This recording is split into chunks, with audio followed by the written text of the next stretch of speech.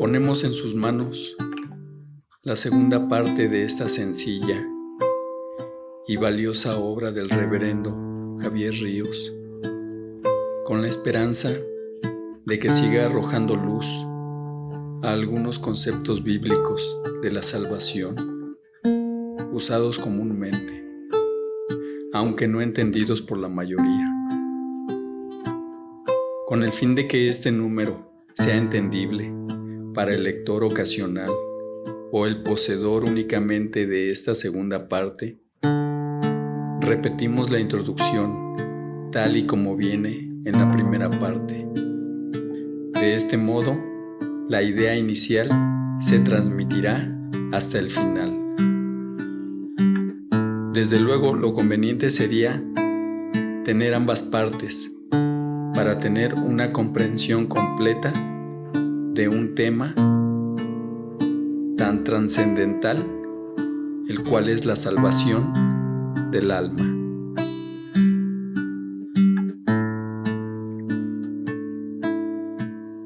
Jesús dice: porque os digo que muchos procurarán entrar y no podrán.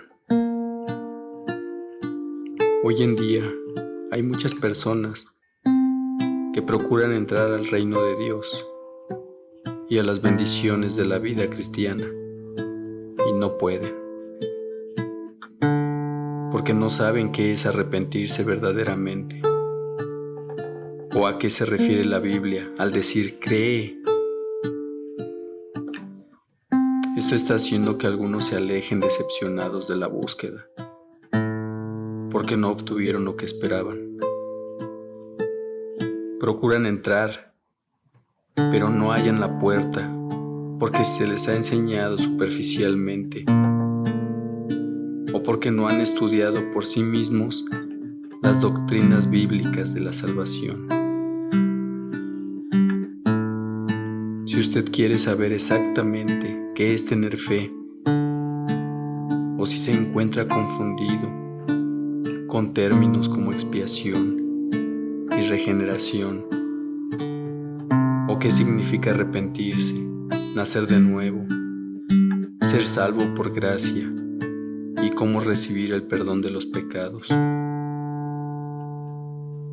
usted encontrará en este libro una explicación bíblica completa y muy sencilla de entender de las doctrinas cristianas de salvación, expuestas por un profesor de teología práctica que entiende la teoría y de estas enseñanzas tan importantes y cómo se pueden aplicar en la vida diaria.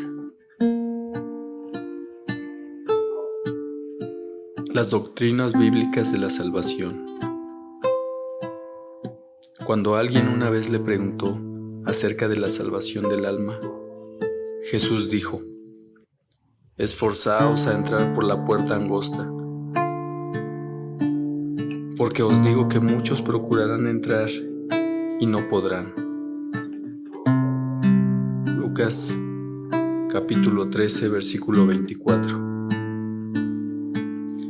Para entender qué es lo que Él nos quiere decir en este pasaje, necesitamos definir primero quiénes son los que procuran entrar a la vida eterna.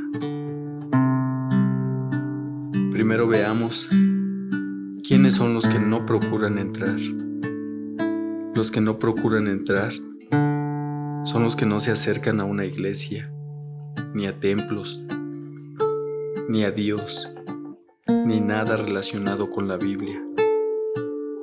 La gente que no procura estas cosas evidencia claramente que no tiene ningún interés en la salvación de su alma.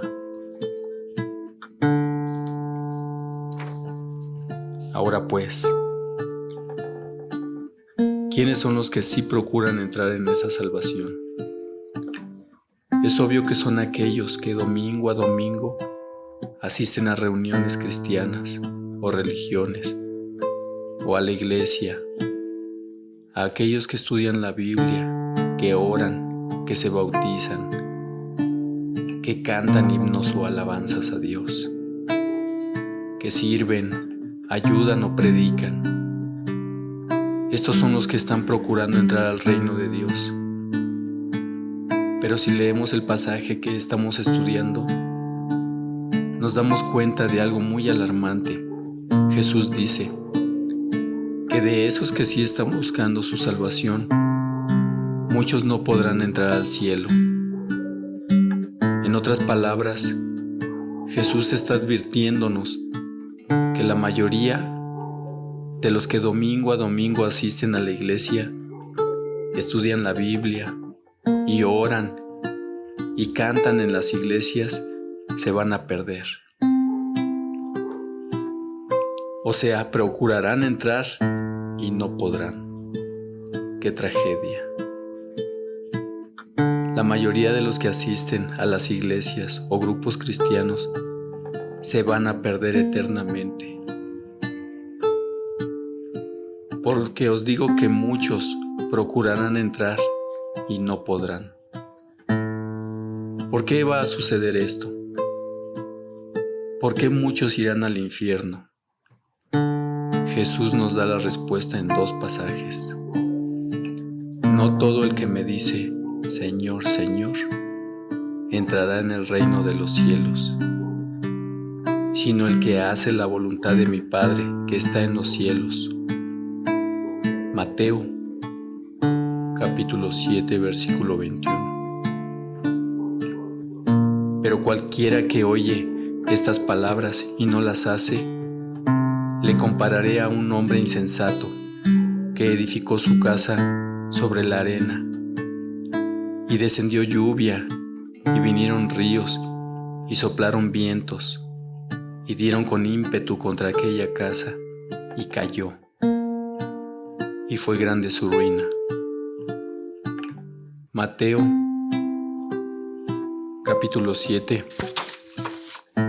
versículo 26 al 27.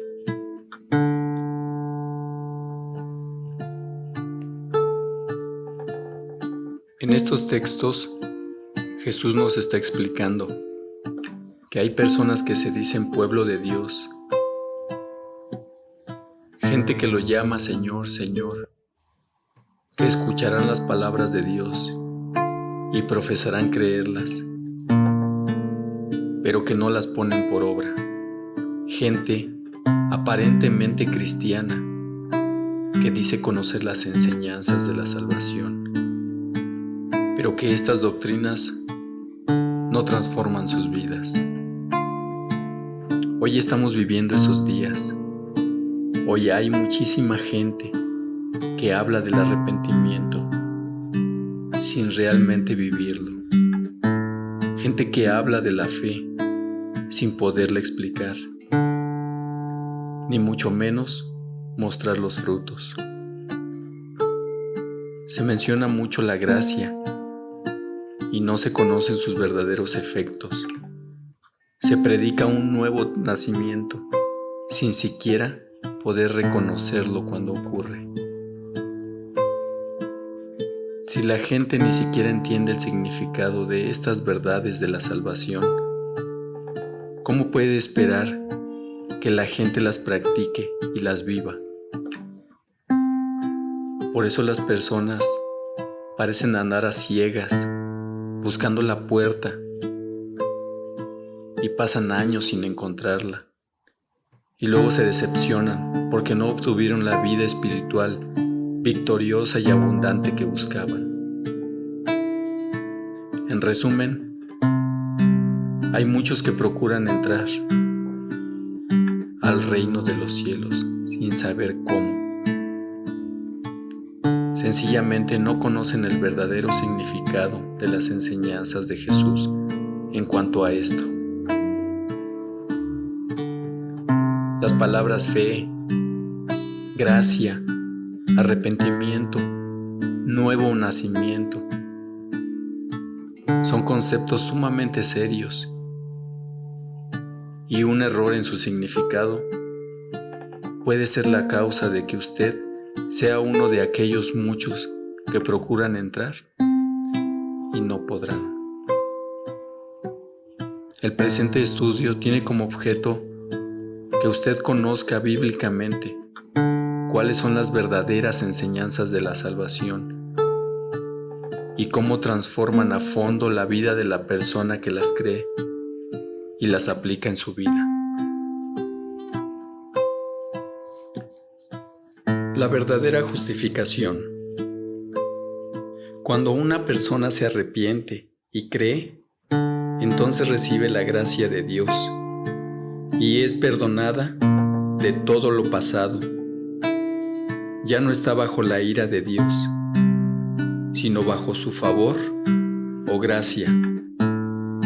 Esto quiere decir que ya no está destinada al infierno que antes merecía por sus pecados, ya que no está bajo condenación o culpa por lo que hizo en el pasado.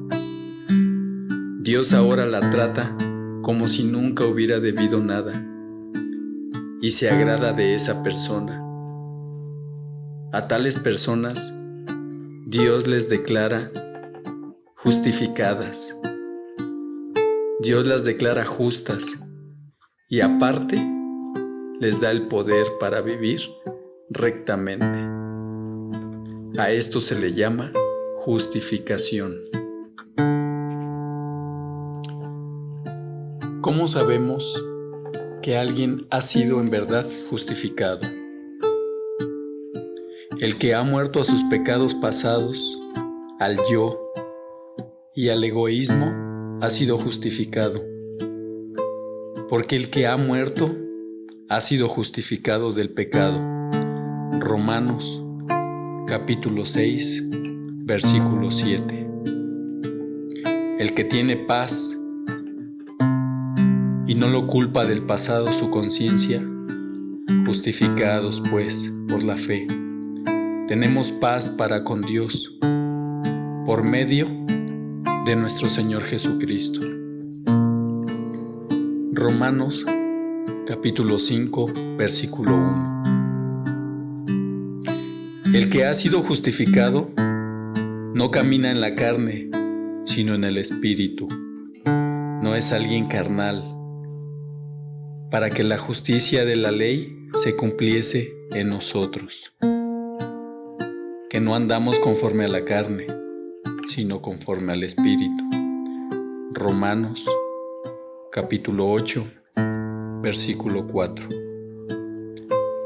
Aparte de sentirse perdonado, vive rectamente, haciendo justicia.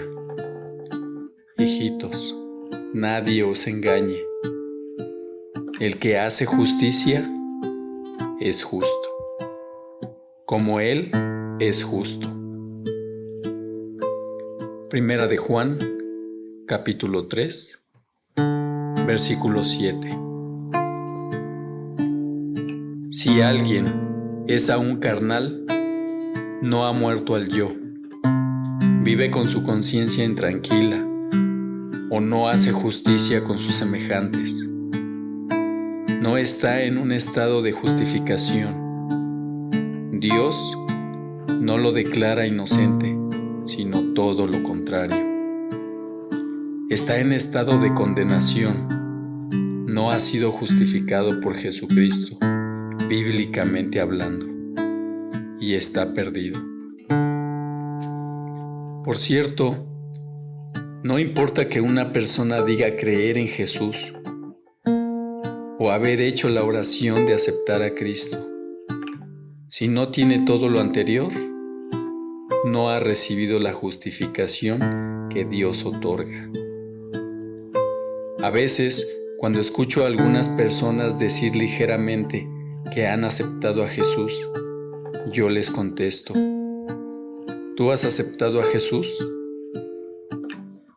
Pero, ¿estás seguro de que Él ya te aceptó a ti? La idea que algunos tienen de que la salvación viene por hacer una simple oración, sin tener en cuenta el arrepentimiento y la fe que se ejerza, es antibíblica. De hecho, es Dios quien acepta al hombre. El hombre es el que ha pedido y necesita con humildad acercarse al Señor para recibir de Él la justificación.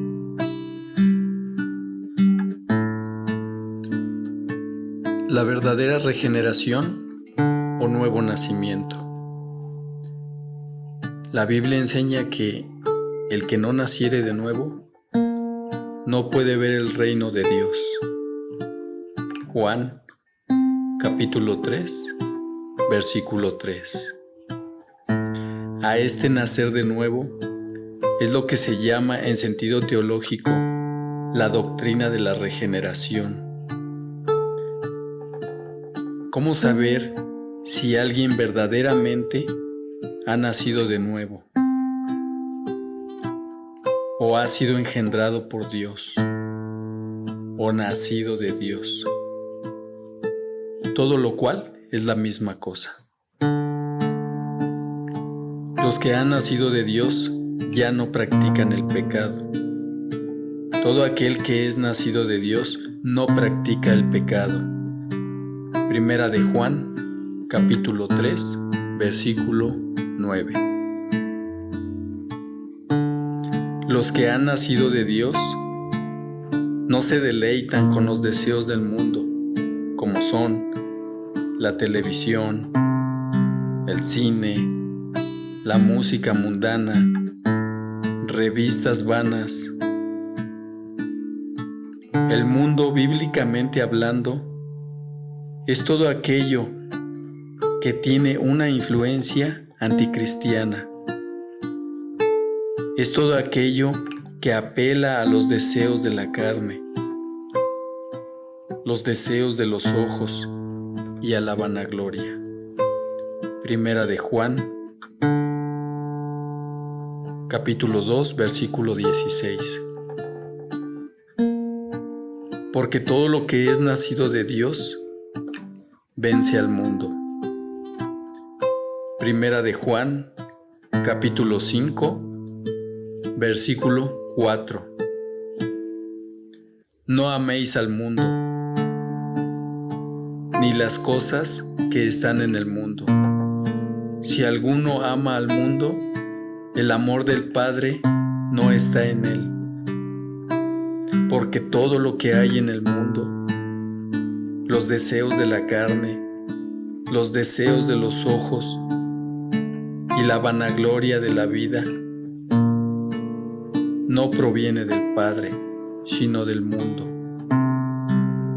Primera de Juan, capítulo 2, versículo 15 y 16.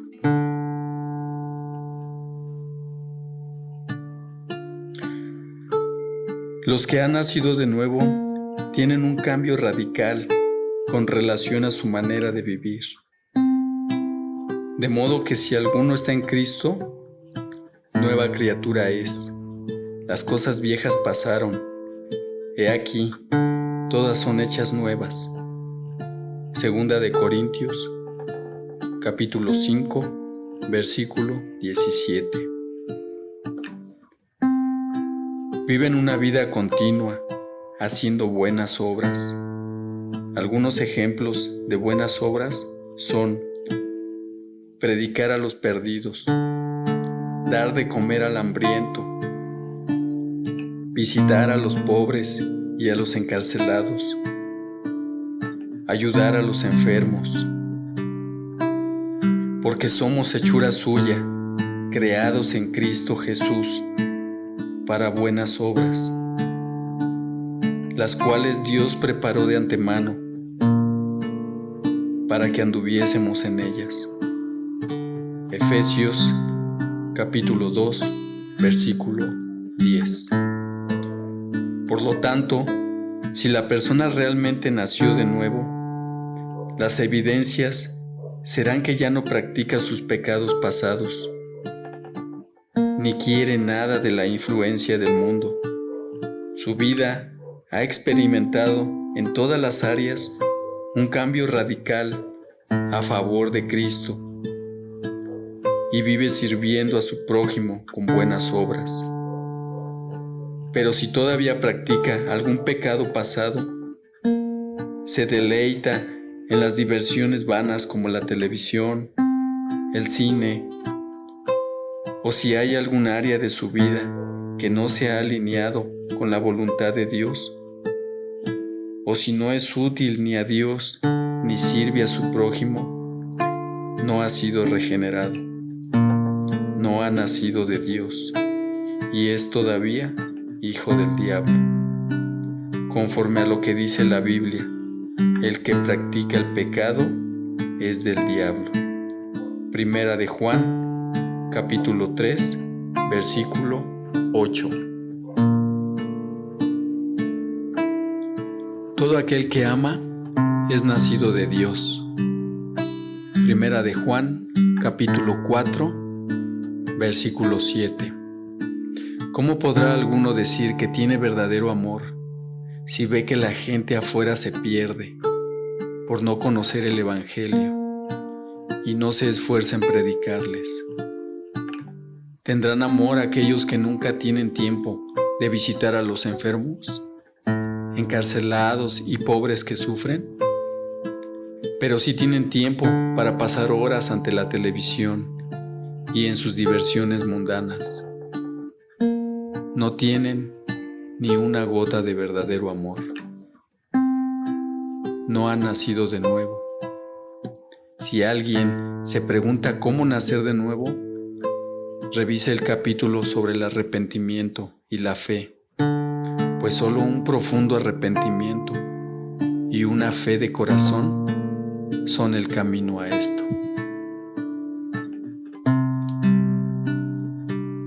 La verdadera expiación o el perdón de pecados.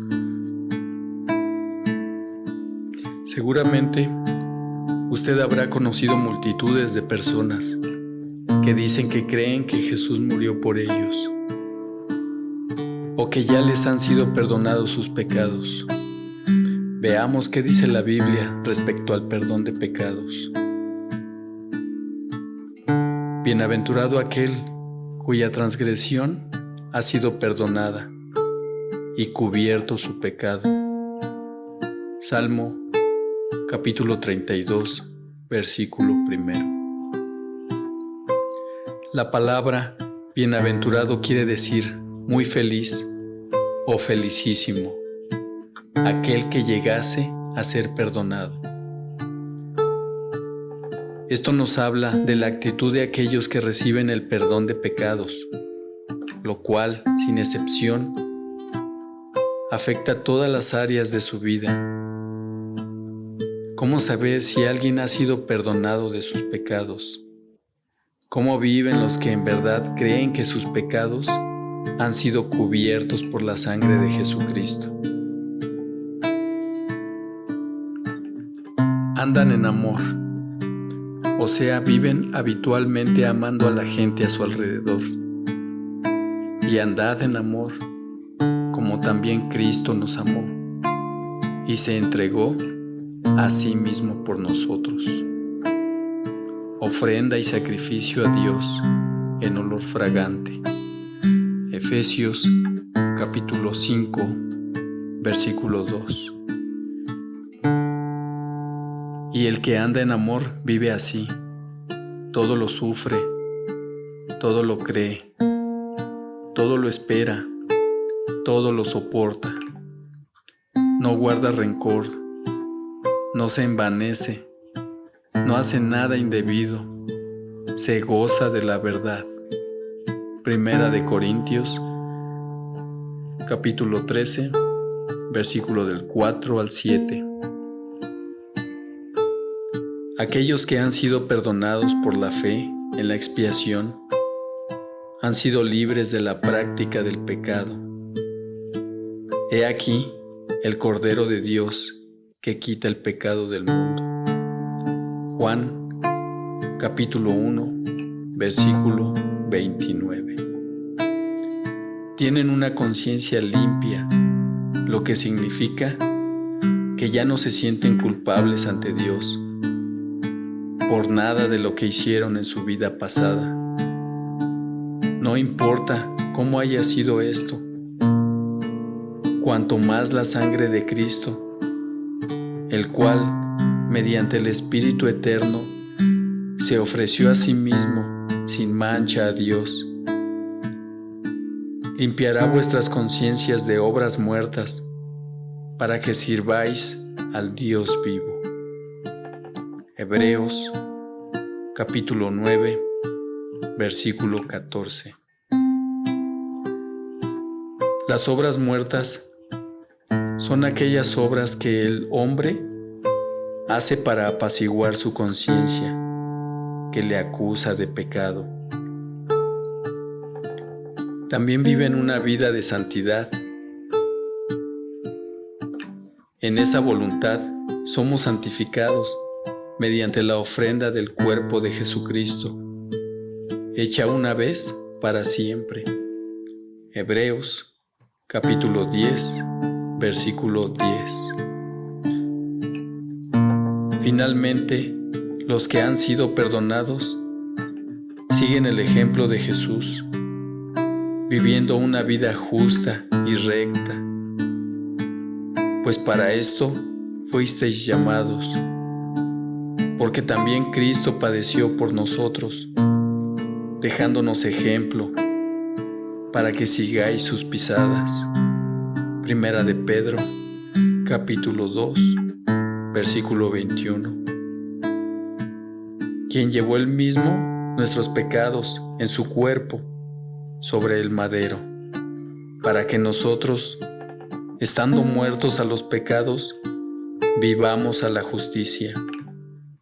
Primera de Pedro, capítulo 2, versículo 24. Por lo tanto, los que andan en verdadero amor, con una conducta limpia, sin práctica del pecado y viviendo justa y rectamente, han experimentado el ser perdonados. Pero si alguno no anda así, solamente sabe intelectualmente que Dios perdona pecados, pero no lo ha experimentado en su vida, y aún está sin el perdón.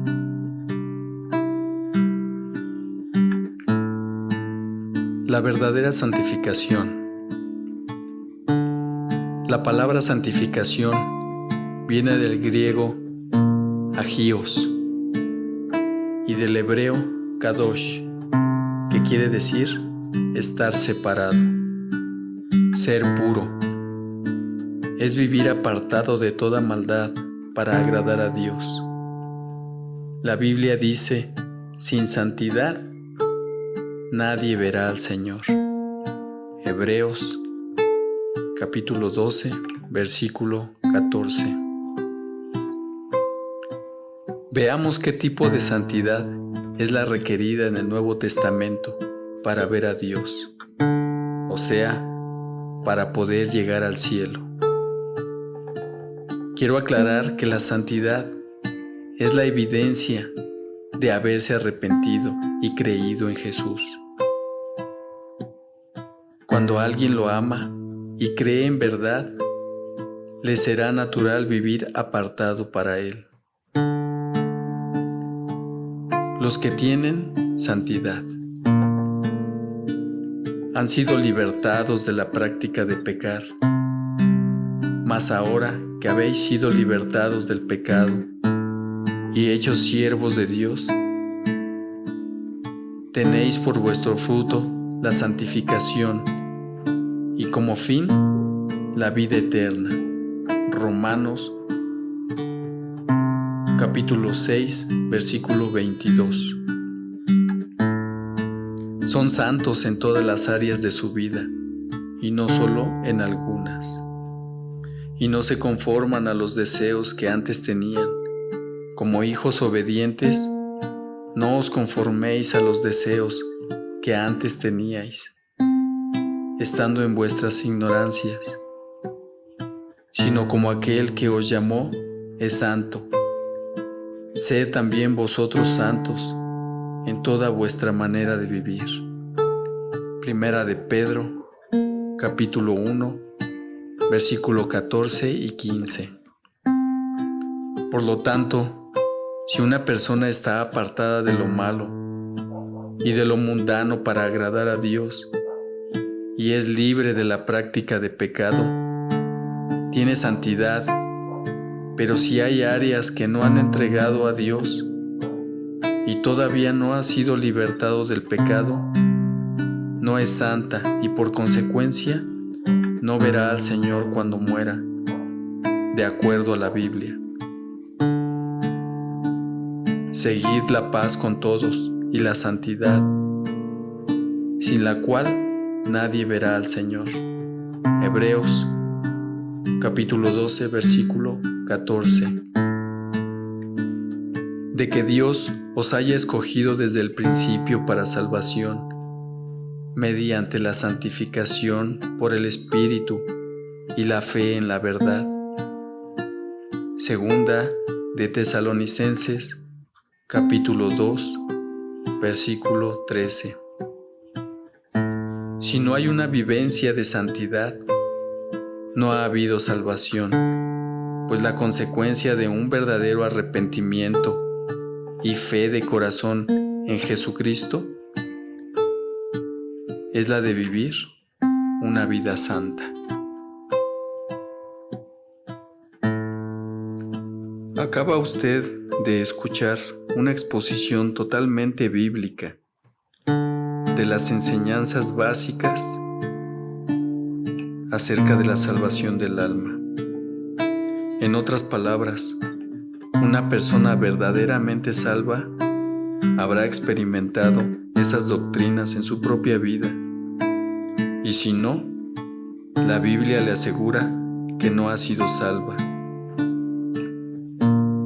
Como se ha dado cuenta usted, las palabras arrepentimiento, fe y gracia son conceptos muy serios y de vital importancia. Todas estas doctrinas producen siempre una vida obediente, santa, pura y feliz. Pues no todo el que me dice, Señor, Señor, entrará en el reino de los cielos, sino el que hace la voluntad de mi Padre que está en los cielos. Mateo, capítulo 7, versículo 21. Si alguno dice que tiene fe, pero no es la fe bíblica, o si alguno dice ser salvo sin haberse arrepentido como la Biblia manda, está viviendo un peligroso engaño. Lo mismo los que dicen estar en la gracia o haber nacido de nuevo, cuando ni siquiera entienden a qué se refiere la Biblia. Haga un alto en su vida hoy y examínese a la luz de la palabra de Dios. Deje que ella sea su única regla para determinar si su fe es verdadera y está viviendo bajo la gracia de Dios. Haga a un lado los credos, las tradiciones religiosas, las opiniones de tal o cual predicador y enfrente su experiencia con los textos bíblicos que acaba de examinar.